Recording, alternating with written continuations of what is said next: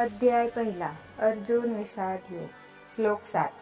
अस्मांक तु विशिष्टाये त्रापि बोधतिज्जोत्तम नायका मम सैन्यस्य सैन्यार्ध तान ब्रवीमि ते.